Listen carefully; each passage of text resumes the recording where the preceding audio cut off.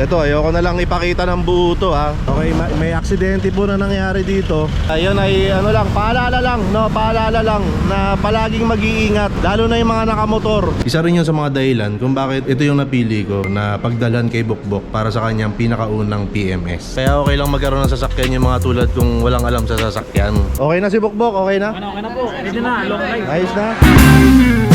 Kung naaalala ninyo, isa sa mga huling video na in-upload ko nung nagpunta kami sa Mitsubishi. Pero hindi naman talaga yung Mitsubishi yung talagang pupuntahan namin noon. Ang talagang pupuntahan namin dapat ay yung next hub kung saan dun daw ay nag-o-offer ng PMS. Kaso nung nagpunta kami doon, ang sabi nila ay sobrang dami raw nilang ginagawa noon, kaya naman pinabalik na lang nila ako. Kaya naman inilaan ko ang araw na ito para magpa-PMS. At ako ay nagmaneho na buo ang loob at punong-puno ng kaligayahan sa aking puso at sa aking muka. Papunta rito sa next hub. Kaya nga ngayon ay nandito na tayo. Okay, so after namin basta parang chinek on para dun sa may record din sila, no. Hiniram muna yung ORCR ni Bukbok para yun nga, for safety ng nila ng gumagawa, tsaka sa akin din, sa amin din ni Bukbok. Teka lang, wag kayo magsabay, wala ako naiintindihan eh. O, ikaw muna. Shoutout sa Next Hub, sa Embal Boys, at saka sa Team Mechanics, sir. O, ikaw. Shoutout po kay Boss Mayor TV. Yan, salamat. Yan, mga kaibigan natin yan. Sila yung mga gumagawa rito. Marami akong kaibigan eh. Kahit saan ako magpunta, may mga kaibigan talaga ako. Ayan, habang hinihintay natin si Sir na inaayos nga yung job order. Itong Next Hub, makikita nyo to along MacArthur Highway. Pag nakita nyo yung Mitsubishi sa may Valenzuela, pasok na kayo doon dahil nandito lang din. Parang sa likod siya ng Mitsubishi. Okay? Nandito po yung Mitsubishi. Okay, Mitsubishi Valenzuela. Pag nakita nyo po ito, meron po ditong papasok. May kalsada po rito papasok. Tapos, ito na, makikita nyo na tong area na to. Ito yung mismong parang pagawaan, no? So, work area ng Next Hub. Hintayin natin, baka sana magsimula na. Ito, ayoko na lang ipakita ng buo to ha. Okay, may aksidente po na nangyari dito. Ayun ay ano lang, paalala lang, no? Paalala lang na palaging mag-iingat, lalo na yung mga nakamotor. Parang ngayon ko lang ulit nakita si Bukbok na umaandar. Kasi nga ako lang nagmamaneho yan. So nakakatuwa na makita siya na umaandar siya ngayon. Okay, so dito nilagay si Bukbok sa Intensive Inspection Bay. Kuya Ron, ikaw yung pangalawang nagmaneho kay Bukbok bukod sa akin. Opo. Ayan. Karangalan ko po yun. Ang papagawa ko kasi PMS. Ano ba yung ginagawa sa PMS? Preventive maintenance po. Katulad ng always lahat. Checking ng brake, checking ng siyempre level, mga filter. Puro checking po tayo. Kung may papalitan po, i-recommenda po natin yon. Mag-open po tayo ng brakes, tatanggalin po yung gulong. Kaya po humingi kami ng special tools sa inyo kasi yung gulong tatanggalin. Ano ba yung totoong ibig sabihin ng PMS? Ano ba yung PMS po, ibig sabihin preventive maintenance po.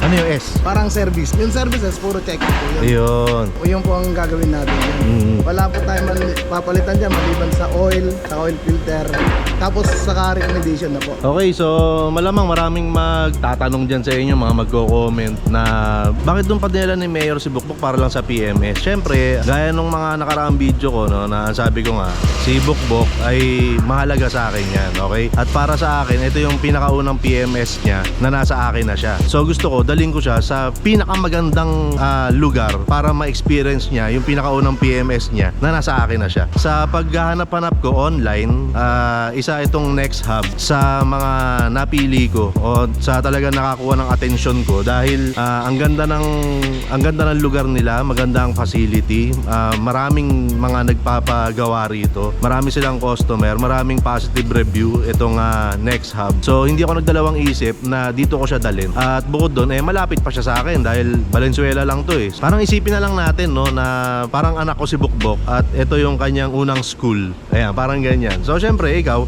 gusto mo yung the best, di ba? Doon mo dadalhin yung anak mo sa pinakaunang school niya, doon sa the best na alam mo, yung talagang mahuhone siya at may improve siya ng gusto, ma-maintain ang kanyang mga magandang katangian para mas marami pa siyang magawa in the future. Parang ganyan. So, dito ko dinala si Bukbok sa Next Hub Auto Care. Dito yan sa may Valenzuela. So, ayan, tingnan natin kung ano nagagawin sa kanya. Uy, inangat na nila si Bukbok. Ngayon ko lang makikita yung ilalim ni Bukbok. So, tignan natin. Eto, si Bukbok nakaangat na.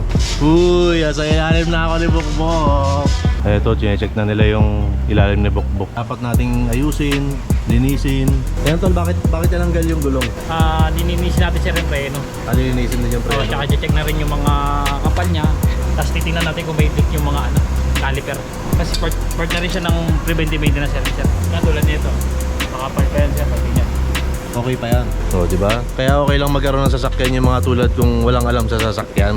So, kumbaga, kahit wala kang alam sa sasakyan, pwede kang magkaroon ng sasakyan. Pagtatanong ka lang palagi sa mga eksperto. Hindi ka naman habang buhay walang alam. Ikaw ba, nung pinanganak ka, alam mo na lahat nung pinanganak ka? Hindi naman eh. Okay, so habang hinihintay si Bukbuk, merong ano rito, parang waiting area o lounge. Yan, pwede kang umupo ng komportable. Tapos merong CCTV rito para pwede mong makita kung ano na yung nangyayari sa sasakyan mo. Tapos meron naman silang TV kung gusto mong manood ng TV. Ayan, pwede kang manood ng TV rito. Ayan, may complimentary beverages and snack. Tapos meron ditong bintana. Siyempre, may overlooking dito, di ba? Ang overlooking mo, makikita mo yung labas. At least nakikita mo yung labas. Yung panahon na naghihintay ka, hindi ka maiinip, hindi ka mangangawit kasi nakaupo ka ng komportable, nakakapanood ka ng TV, may aircon ka. Isa rin yun sa mga dahilan kung bakit ito yung napili ko, bakit Next Hub yung napili ko na pagdalhan kay Bukbuk para sa kanyang pinakaunang PMS. Okay, so ito yung may pakape pa rito, di ba? Siyempre, pagka may kape, lalabas muna ako.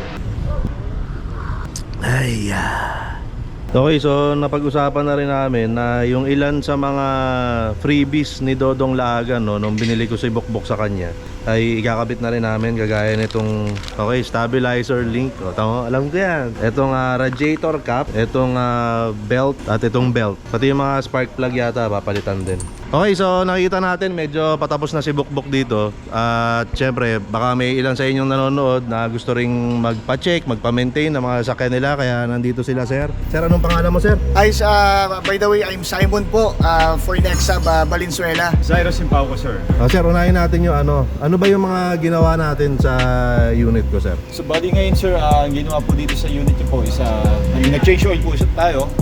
Then, nag-check po ng mga brakes. Maliban po doon, sinekbi po yung mga battery niya, electric gun, mga ilaw po, fluid. So, marami pa pong ibang mga sinek sa unit niyo po. So, yun nga, sir, nagpalit tayo ng stabilizer link, tsaka yung mga belt niya po. Then, yun, sir, medyo patapos na rin naman po siya. After po niyan, i-car wash na po yan din yung anti-back. Paano ba makokontak, saan pwedeng i-check ang Next Hub?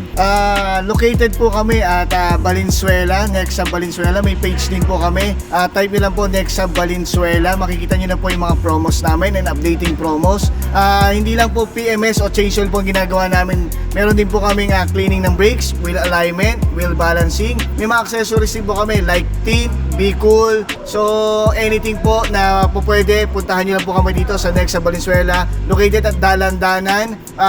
Malapit lang po kami sa Mitsubishi po. So yun lang po, visit nyo lang po. I'm Simon po. This is Zairo. Message nyo lang po kami doon po sa page po namin. Magre-reply kami kagad. Kasi meron akong may katanungan ako, sir eh. Sige po, no problem po. Kasi itong Next Hub nasa parang next to Mitsubishi siya eh. Magkatabi. Yes, di ba? sir. Opo. Pwede bang magpa-service dito kahit hindi Mitsubishi? Yes, sir. Actually, ang Next Hub, ang meaning po ng Next Hub is other brand. We cater other brand like Toyota, Isuzu, Honda, Hyundai, Kia, basta any brand. Kahit po Mitsubishi, pwede rin po. So, multi-brand kami. Ayan, so open sila at pwede magpa-check dito kahit na anong brand ng sasakyan. Yes, sir. Opo. Kahit anong brand, multi-brand. So, kinikater po namin anything po ng sakyan. Tama po yan, basta other brand po. Yun nga lang, basta out of warranty na. Pagka under pa siya ng warranty, kailangan doon pa rin sa dealer pa rin po nila. Kasi pag within warranty pa sila, baka kasi ma-void. Yun lang naman po.